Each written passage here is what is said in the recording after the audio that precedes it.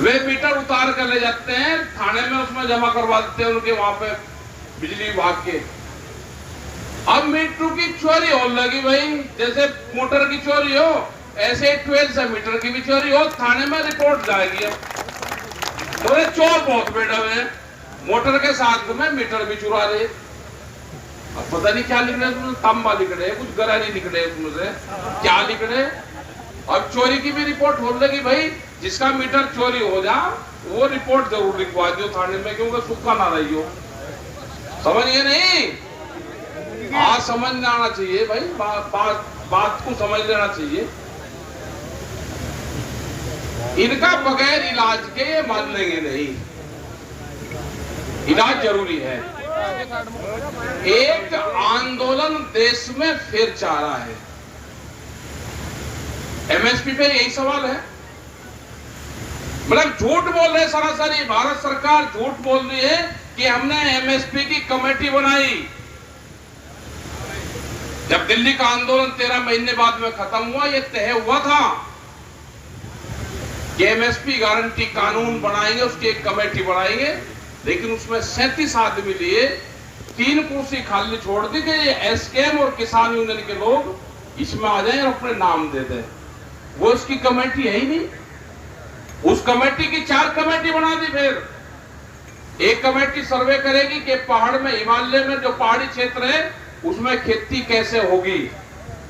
जाओ लगा दिए अल्ले सिर के अल्ले, खेती कैसे होगी वो बता दो भाई। खेती तो अपने आप हो जाएगी, फसलों के दाम दे दो।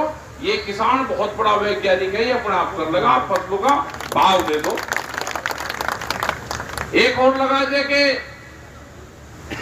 मौसम में परिवर्तन हो रहा तो कौन सी फसल लगानी है, मैदानी क्षेत्र में लगा दिए, कुछ आदिवासी क्षेत्र में लगा दिए, कुछ मजदूर में हिले लगा दिए।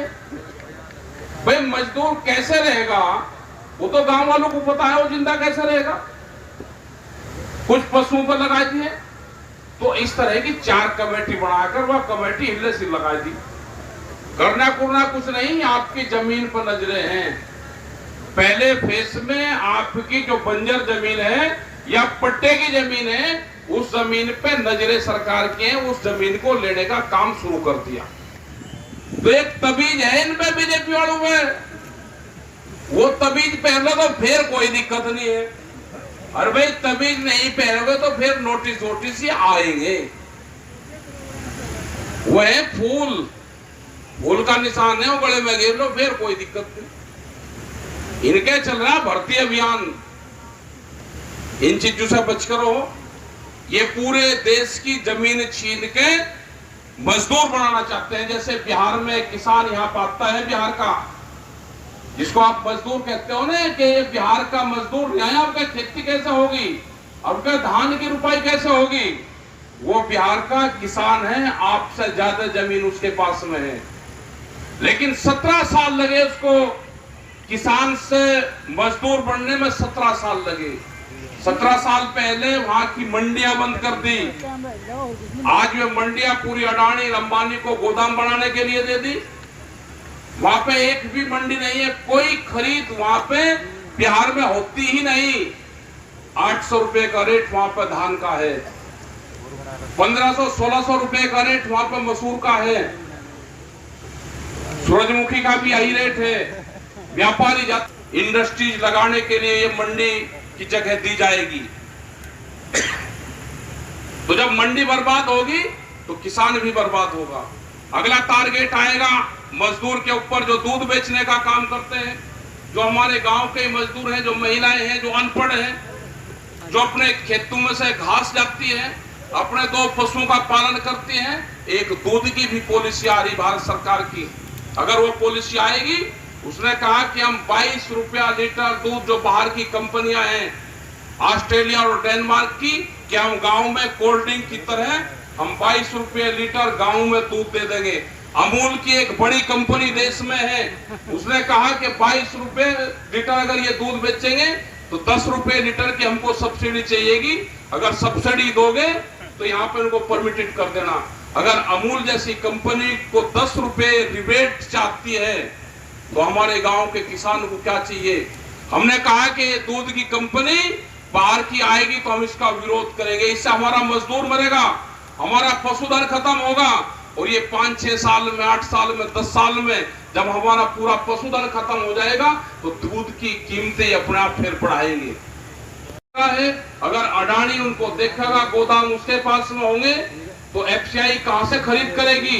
ये झूठ कह रहे, ये पूर्ण रूप से एमएसपी को भी खत्म करना चाहते हैं। एमएसपी खत्म होगी, बड़ा व्यापारी अनाज का व्यापार करेगा, उसको माल को होल्ड करेगा, जब फसल किसान की आएगी रेट को डाउन करेगा और महंगे रेट उसमें फसलों को फिर बेचने का काम करेगा।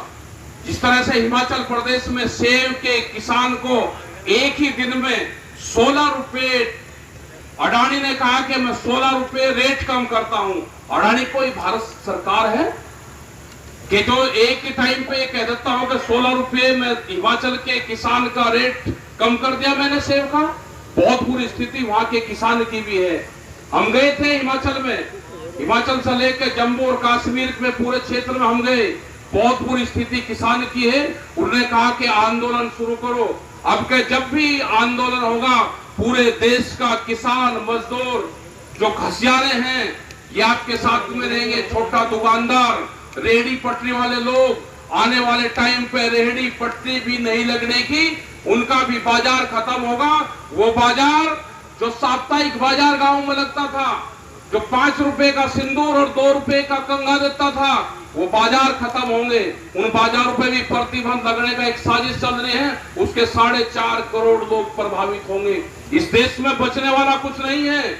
आज जिस तरह से युवाओं को बर्बाद करा जा रहा है, 4 साल की नौकरी, उसके बाद में रिटायरमेंट, पिताजी उसका नौकरी पर रहेगा, बापा नोता देता फिरेगा गांव में कि मेरा पोता रिटायरमेंट होकर आराम में दावत कर रहा हूं, आ जाओ वहां पे। कैसा लगेगा? ये युवा 4 साल बाद में जो अग्निवीर बनेंगे, वे युवा 4 साल बाद में आएंगे। जिनको नौकरी मिल रही है वो कोई राजनेता हो, कोई नहीं छोड़ना चाहता। हमने बहुत से अधिकारी को कहा कि क्या आप कोई अग्निवीर बनना चाहते हैं? जिनकी 20-20 साल की नौकरी होगी, उनको कहा कि आप नौकरी छोड़ दो और आप अग्निवीर बन दो। देश का पहला अग्निवीर कौन बनेगा आप बताओ? लेकिन कोई तैयार नहीं है। लेकिन देश के युवाओं के साथ में धोखा है, आप इस धोखे को जान लो।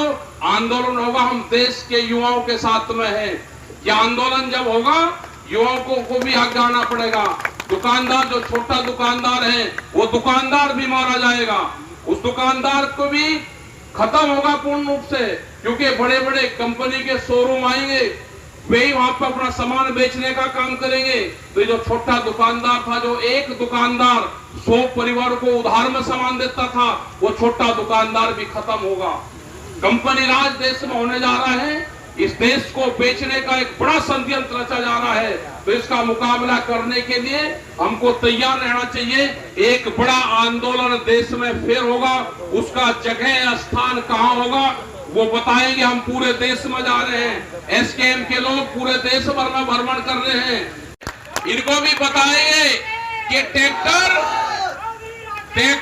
चलाना युवाओं ने सीख लिया। जिस तरह से आज यहाँ पर ट्रैक्टरों की लाइन लग रही है, गाड़ियों की भी लाइन है, लेकिन आपको जरूरत है कि ट्रैक्टर का अपना इस्तेमाल करो। जैसे पंजाब के लोग अपने ट्रैक्टरों का इस्तेमाल करते हैं, हमारा ट्रैक्टर ही हमारा टैंक का काम करेगा।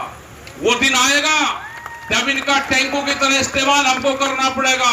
एक लड़ाई यहाँ पे बड़ी होगी, उस लड़ाई के लिए तैयार रहना, क्योंकि आज वे हमारे घरों पे हमला कर रहे हैं, हमारी जमीन छीनने का प्रोग्राम है। बैंकों को प्राइवेट करके आप लोगों का कर्जा भी बैंक, प्राइवेट बैंक में जाएगा। और उनका पहला टारगेट है कि किसान अगर क्रेडिट कार्ड के पैसे नहीं देता तो हमको जमीन दे दे, हम जमीन ले लेंगे उसकी। तो नजरें बड़ी कंपनियों की, बड़े व्यापारियों की, आपकी नजरें उसकी आपकी जमीन पे है। हमको अपनी जमीन और जमीन बचाना है। ये नस्ल और फसल की लड़ाई है, इसको आगे बढ़ाने का काम करना पड़ेगा। हमें आने वाले टाइम पे भी संगठन को मजबूत करने के लिए हमको बहुत सी पॉलिसी चेंज करनी पड़ेगी। मेंबरशिप को बढ़ाना पड़ेगा हमको। 10-10 रुपए की मेंबरशिप, हर घर के हर सदस्य को 10 रुपए का मेंबर बनाओ, जिससे उसकी भावनाएं उससे जुड़ी रहे। वो वहां की सरकार अपने किसान यहाँ पर दया शुगर मिल है आपके यहाँ, जिसपे आंदोलन चला, बहुत दिन तक आंदोलन पहले भी चला। ये किसान वही हैं, ये किसान वही हैं जो इसके मालिक को भी जेल तक भी इसका पहरा दिया था हमने। आंदोलन शुरू होगा, फिर यहाँ के अधिकारी सुन ले कि मेरठ शामली के बाद में ये ना हो कि शामली के साथ साथ यहाँ पे भी आंदोलन हो। यहाँ के अधिकारी जो भी फैसला शामली में होगा, और मुख्यमंत्री ने यह कहा रखा है कि पेराई सत्र से पहले पूरा भुगतान हम दे देंगे। हमको पेराई सत्र से पहले चेक चाहिए। आंदोलन की शुरुआत यहाँ पे भी करो, अधिकारी से बात करो, या तो आंदोलन झेलेगा यहाँ का डीएम, और या हमको चेक दिलवाएगा। ये मुख्यमंत्री के आदेश है स्पष्ट, हम मुख्यमंत्री के आदेश पे चल रहे हैं। उन्होंने कहा कि घोषणा होगी, उन्होंने कई बार घोषणा करी, तो हमने तो सरकार को ये कहा कि जो उन्होंने घोषणा करी उसी पे ही काम करो।